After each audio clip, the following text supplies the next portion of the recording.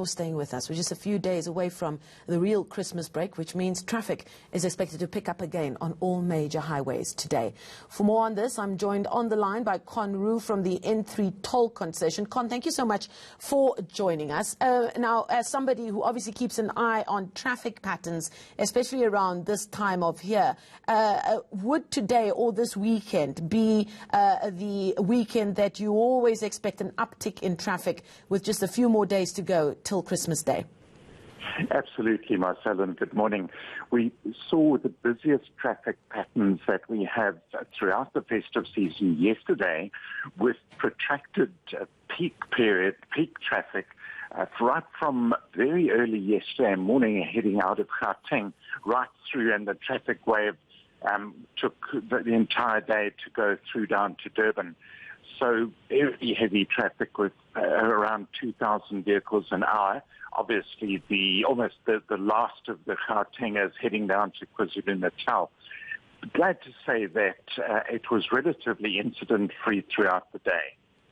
Are you finding that the warning to drivers to remain cautious is being adhered to year on year, as we hope this message finally sinks through, especially to people who make it a tradition to travel with their families and indeed get onto buses and taxis to get to their holiday destinations? Yes, Marcel, you know, I sometimes think that one is almost preaching to the converted in some respects, because many people are driving safely, carefully, considerately, but we always seem to have those who do not heed any kind of warning whatsoever.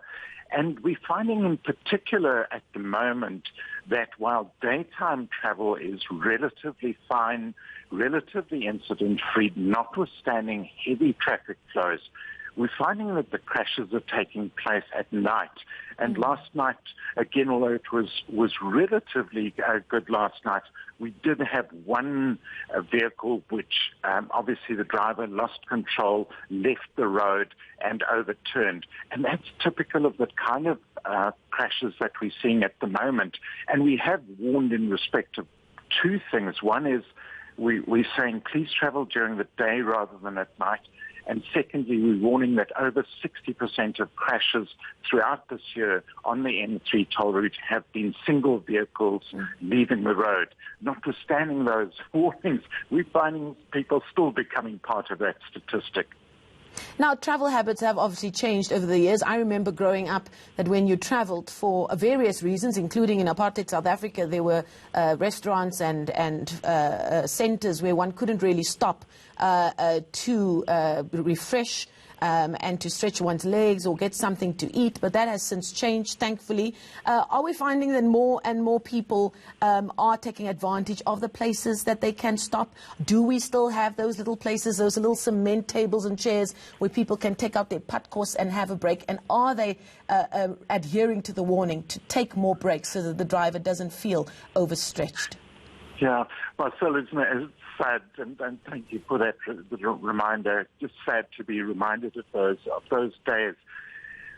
What we have on N3, of course, is it's a highway, so it's not possible to stop at the little concrete tables at the side of the road. They don't exist on the N3, although they obviously do on other roads around the country. But what we do have on the N3 toll route are a lot of very, very good centres where, you know, people have their typical stop-off place that they prefer, wherever that may be. But there are lots of places, from fast food outlets to quirky little places like the Bull Church Tea Garden at Van Renen and so on. And so we really do appeal to motorists. Whatever appeals to them, make sure they stop off and rest at least every 2 hours.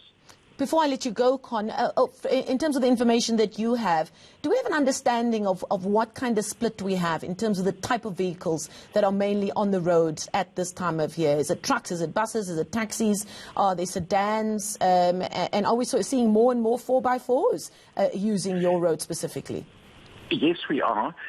In terms of traffic types, or types of vehicle, we're finding that we have approximately 30 to 35% of the vehicles on the N3 toll route are trucks. But that's through the year. Obviously, that ratio changes as truck drivers take a very well-earned rest. So fewer trucks on the road, relatively speaking. We are definitely seeing an uptick in the number of SUVs and LDVs, light delivery, not so much light delivery vehicles, but bucket-type vehicles. We're seeing a lot of those. Of course, at this time of the year, also a lot of people towing caravans and trailers, and that just reminds me to say to urge motorists to be careful in a couple of places on the route as we speak, particularly in the sort of high Midlands area. There's misty conditions there, and then also poor weather conditions along Van Rhenen's Pass at the moment.